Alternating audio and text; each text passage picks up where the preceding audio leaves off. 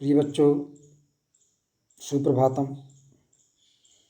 कल हमने आपको रामनरेश त्रिपाठी जी का जीवन परिचय, उनकी रचनाएं के बारे में आपको बताया था, समझाया था। उसी क्रम में आज जो उन्होंने आपके सिलेबस में, आपके पाठ्यक्रम में जो शीर्षक दिया है स्वदेश प्रेम, उसके बारे में हम आपको बताने जा रहे हैं।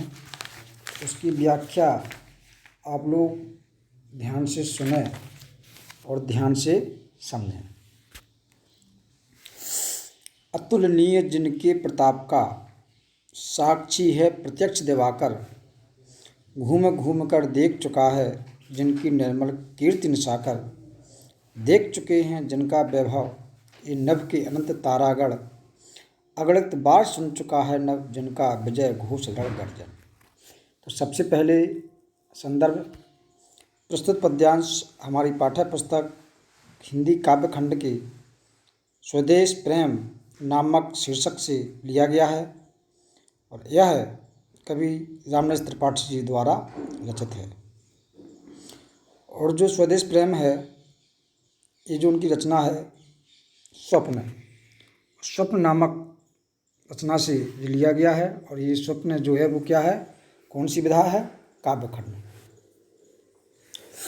तो कवि कह रहे हैं कि अतुलनीय जिनके प्रताप का साक्षी है प्रत्यक्ष दिवाकर, कि तुम उनका स्मरण करो, उन पूर्वजों का स्मरण करो जिनके यश की कोई तुलना नहीं की जा सकती, जिनके पराक्रम का कोई वर्णन नहीं कर सकता। उनकी जो यादें हैं, उनका जो वैभव है, उनके वैभव को याद करो, उनके किए गए कार्यों को याद करो, उन पूर्वजों का स्मरण करो। सूर्य जिनके बल और प्रताप का स्वयं साक्षी है। साक्षी है प्रत्यक्ष दिवाकर, दिवाकर माना सूर्य। सूर्य जिनके बल और प्रताप का स्वयं साक्षी है।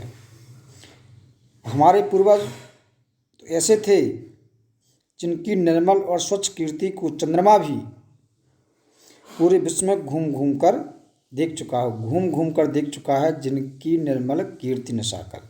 चंद्रमा भी पूरे विश्व में घूम घूम करके देख चुका हो। देख चुके हैं जिनका वैभव ये नभ के अनंत तारागण, और आकाश के अनंत तारों का समूह भी उनके वैभव को देख चुका है, उनके ऐश्वर्य को देख चुका है। अगणित बार सुन चुका है नभ जिनका विजय घोष रण गर्जन। और यह आकाश भी हमारे पूर्वजों की विजय घोषों को और उनकी युद्ध की गर्जनाओं को अनेक बार सुन चुका है। मतलब कहने का ये है कि हमारे पूर्वजों के प्रताप, वैभव, यश, उनका जो युद्ध कौशल था, सब कुछ अद्भुत और अभूतपूर्व था। उनकी तुलना किसी से नहीं की जा सकती। इसमें काव्यगत सौंदर्य, संस्कृत भाषा से युक्त साहित्यिक खड़ी बोली है, शैली भावात्मक है, गुण ओज है, रस वीर है और छंद मात्रक है। कहीं कहीं पर रूपक अलंकार का प्रयोग किया गया है, अनुप्रास अलंकार का प्रयोग किया गया है। शोभित है सर्वोच्च मुकुट से जिनके दिव्य देश का मस्तक, गूंज रही हैं सकल दिशाएं जिनकी जय गीतों से अब तक। जिनकी महिमा का है अविरल साक्षी सत्य रूप हिमगिरिवर, उतरा करते थे विमान दल जिसके विस्तृत वक्ष स्थल पर। दिव्य माने अलौकिक, सकल माने समस्त, अविरल माने निरंतर, साक्षी माने आप जानते हैं कि गवाह होता है, जो कि सामने देखने वाला होता है। तो कवि कह रहे हैं कि भारत एक महान एवं प्राचीन दिव्य देश है, जिसके मस्तक पर शोभित है सर्वोच्च मुकुट से जिनके दिव्य देश का मस्तक, जिनके मस्तक पर हिमालय रूपी सर्वोच्च मुकुट शोभित है। गूंज रही हैं सकल दिशाएं जिनकी जय गीतों से अब तक। हमारे पूर्वज इतने ज्ञानी थे, इतने गुणवान थे, वीर थे और परोपकारी थे। उनकी विजय के यश गान आज भी संपूर्ण दिशाएं गूंज रही हैं। जिनकी महिमा का है अविरल साक्षी सत्य रूप हिमगिरिवर, वे हमारे ही पूर्वज थे जिनकी महिमा के साक्षी हिमालय पर्वत और वन प्रांत के पेड़ पौधे हैं। उतरा करते थे विमान दल जिसके विस्तृत वक्ष स्थल पर, जिसके वक्ष स्थल पर अन्य देशों के विमान भी उतरा करते थे, अर्थात भारत की कीर्ति को सुनकर दूर दूर से विदेशी यहाँ आया करते थे। इस प्रकार भारत की जो कीर्ति थी वो संपूर्ण विश्व में फैली हुई थी। इसमें भी साहित्य खड़ी बोली, शैली भावात्मक और वर्णनात्मक, गुण ओज, छंद मात्रिक और वीर रस का इसमें प्रयोग किया गया है। सर्वोच्च मुकुट और सत्य रूप हिमगिरिवर में रूपक अलंकार का प्रयोग किया गया है। सागर निश्छाती पर जिनके अगणित अर्णव पोत उठाकर पहुँचाया करता था प्रमुदित भूमंडल के सकल तटों पर, नदियाँ जिसकी यश धरासी बहती हैं अब भी निशिबासर, ढूंढो उनके चरण चिन्ह भी पाओगे तुम इनके तट पर। अगणित माने अनगिनत, जिनकी हम गणना ही नहीं कर सकते उनको अनगिनत कहा जाता है। अर्णव पोत माना समुद्री जहाज और प्रमुदित माना होता है प्रसन्न होकर के। तो कवि कह रहे हैं कि हमारे पूर्वज, हमारा जो देश है, हमारे पूर्वजों का जो देश है, उसका जो इतिहास रहा है वो कैसा रहा? गौरवपूर्ण इतिहास रहा। समुद्र स्वयं उनकी सेवा में हमेशा तैयार रहता था, लीन रहता था। वह अपने पक्ष पर उनको अनगिनत जहाज़ों को उठा करके प्रसन्नता से पृथ्वी के समस्त तटों तक पहुंचाया करता था। भूमंडल के सकल तटों पर, पृथ्वी के समस्त तटों तक पहुंचाया करता था। हमारे देश में नदियाँ जिसकी यश धरासी बहती हैं अब भी निशिबासर, ढूंढो उनके चरण चिन्ह भी पाओगे तुम इनके तट पर।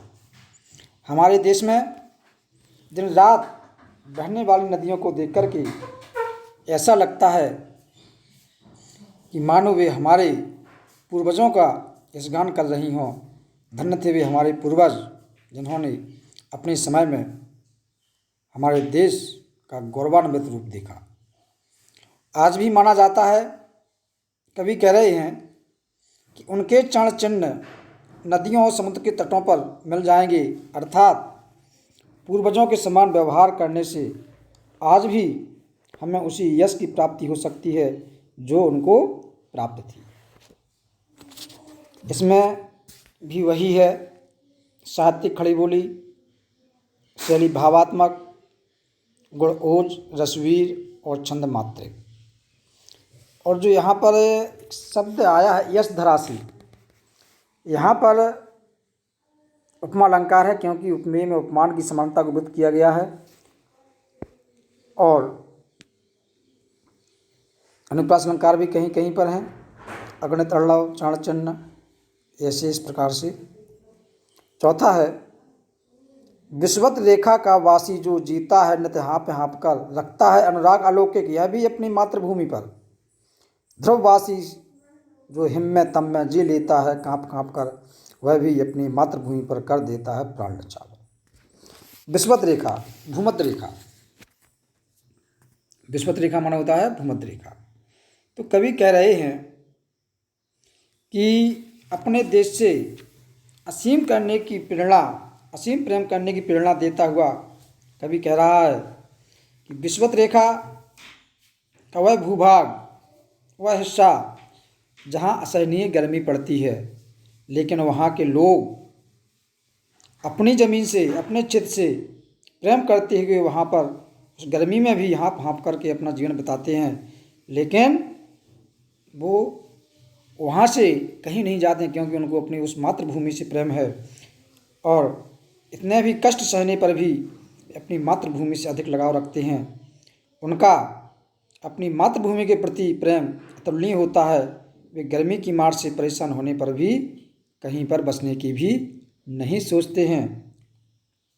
इसी प्रकार ध्रुववासी जो हिम्मत में जी लेता है काँप काँप कर, वह भी अपनी मातृभूमि पर कर देता है प्राण न्यौछावर। इस प्रकार ध्रुवीय प्रदेशों में भी, जहाँ वर्ष के अधिकांश समय में, अधिकांश महीनों में बर्फ जमी रहती है, भीषण सर्दी के कारण कांपते हुए जीवन व्यतीत करना पड़ता है।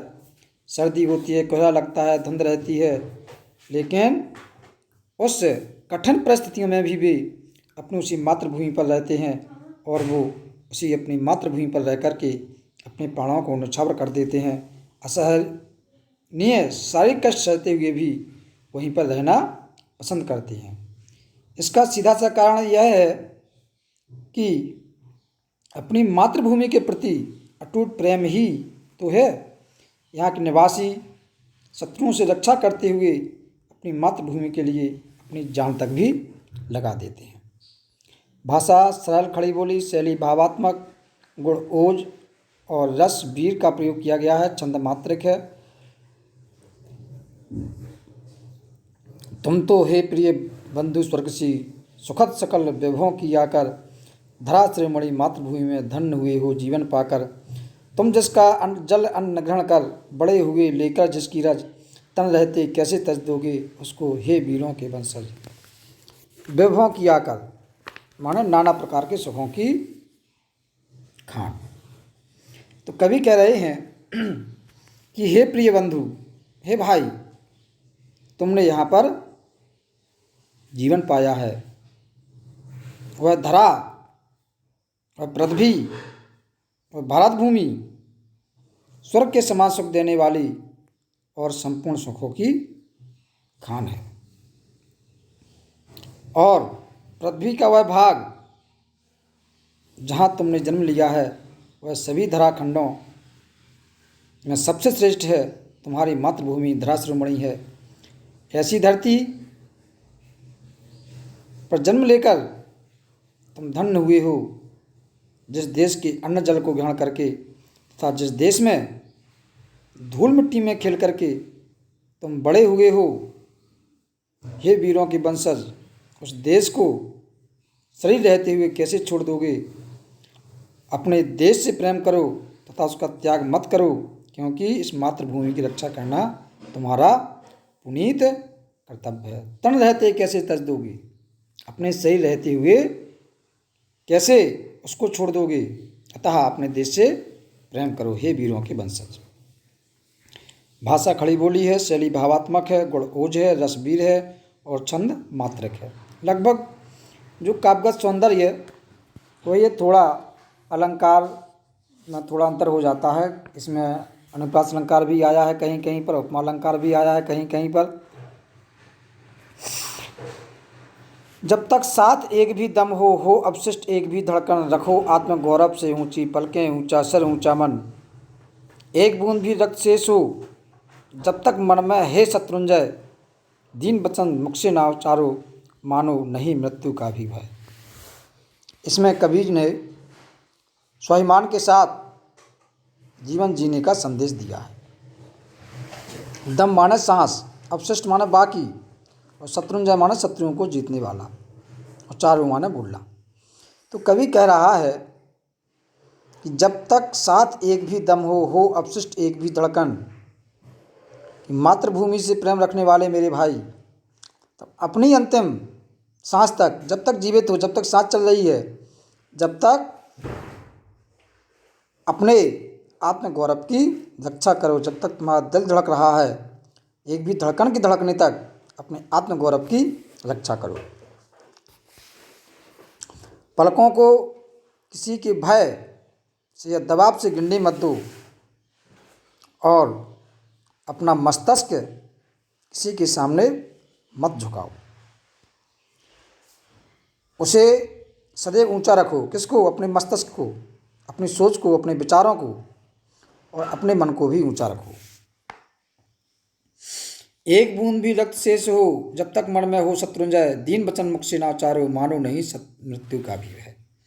हे शत्रुओं पर विजय प्राप्त करने वाले, मेरे देश के भारतवासी, देश के नवयुवक, जब तक तुम्हारे शरीर में रक्त की एक भी बूंद शेष है, तुम्हारे भीतर थोड़ी भी हिम्मत है, थोड़ी भी शक्ति है, तब तक तुम अपने मुख से किसी के भी सामने अपनी दीनता को प्रकट नहीं करो।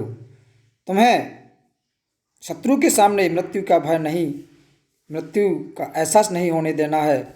मृत्यु का भय जब सामने उपस्थित होने पर भी अपने स्वाभिमान की रक्षा के लिए डटे रहना, मृत्यु से भयभीत नहीं होना।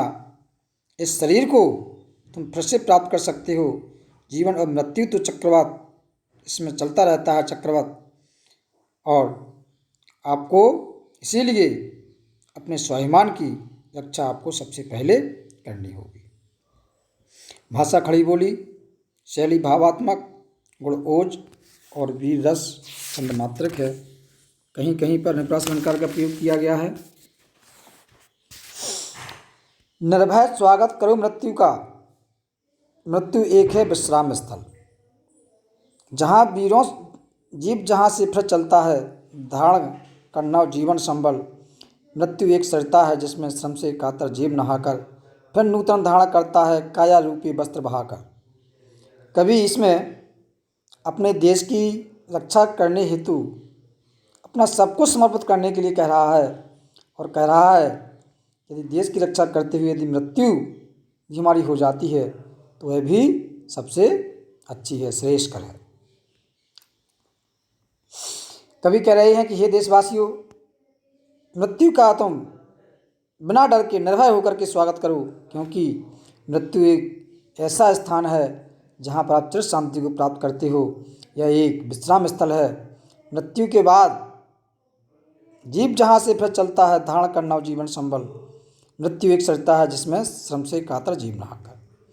तो कह रहे हैं कि मृत्यु के बाद जीव पुनः नए शरीर को धारण करके फिर से अपनी जीवन यात्रा को शुरू करता है। मृत्यु किसके समान है? मृत्यु एक सरिता है जिसमें श्रम से कातर जीव नहाकर। मृत्यु एक सरिता है, मृत्यु एक नदी है, नदी के समान है जिसमें जीव नहा करके श्रम से कातर प्राणी अपने प्राण शरीर रूपी वस्त्र का त्याग करके नए शरीर रूपी वस्त्र को धारण कर लेता है। श्रम से कातर जीव नहाकर फिर नूतन धारण करता है काया रूपी वस्त्र बहाकर। फिर से वो अपने इस शरीर को बहा करके नए वस्त्र रूपी धारण करता है, नया जीवन प्राप्त करके।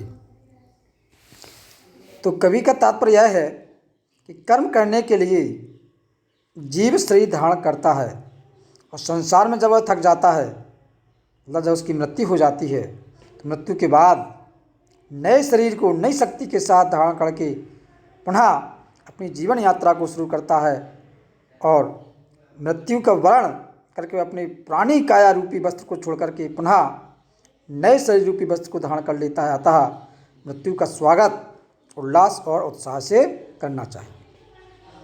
भाषा खड़ी बोली, शैली इसमें उद्बोधन किया गया है।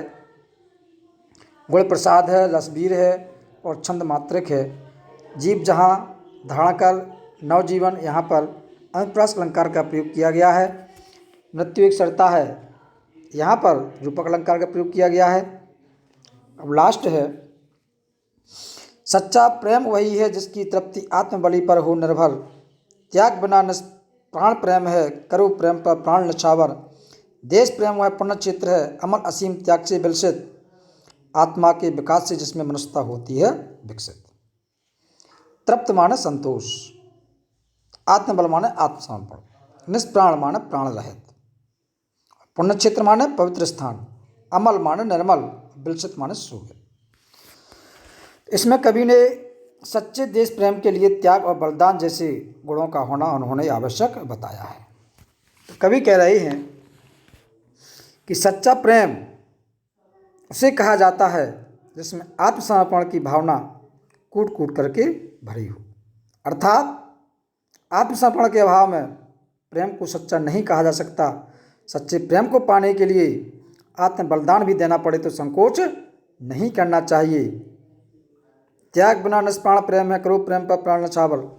हमें अपने देश के लिए यदि प्राण देने की भी जरूरत पड़ती है तो हमें उस प्राण को देने के लिए तत्पर रहना चाहिए, तैयार रहना चाहिए, उसमें संकोच नहीं करना चाहिए। क्योंकि त्याग के बिना प्रेम निर्जीव सा होता है। त्याग के बिना प्रेम निर्जीव सा होता है। और देश प्रेम ऐसा पवित्र क्षेत्र है जो निर्मलता और सीमा रहित त्याग जैसे गुणों से शोभित होता है। देश प्रेम वह पवित्र भावना है जिसमें मनुष्य की आत्मा विकसित होती है, जो मनुष्य में मानवता मनुष्यता के विकास के लिए आवश्यक होती है। अतः मनुष्य में मानवता का पूर्ण विकास हो, इसके लिए उसमें देश प्रेम की भावना होना आवश्यक है। अतः हमें देश से प्रेम करना चाहिए, चाहे कुछ भी हो जाए। यदि कवि ने कहा है, यदि प्राण न्यौछावर करने की भी बात आ जाती है तो सहस्त्र हमें उस मृत्यु का स्वागत करना चाहिए उल्लास के साथ, क्योंकि मृत्यु एक अटल सत्य है। चाहे वो आप अच्छे कर्म करके मरें, चाहे बुरे कर्म करके मरें। अच्छा कर्म करके मरेंगे तो आपकी, जैसे इसमें बताया गया है, हमारे पूर्वजों के बारे में बताया गया है, तो वैसे आपका भी नाम होगा। जब तक व्यक्ति जिएंगे तब तक आपका नाम होगा। जैसे कि हमारे वीर सैनिक का नाम लिया जाता है। तो ये स्वप्न काव्यखंड से लिया गया था और इसको आप लिख भी लें। इसका जो कार्य है वो आपको कल दिया जाएगा कि आपको क्या लिखना है। तो बहुत बहुत धन्यवाद।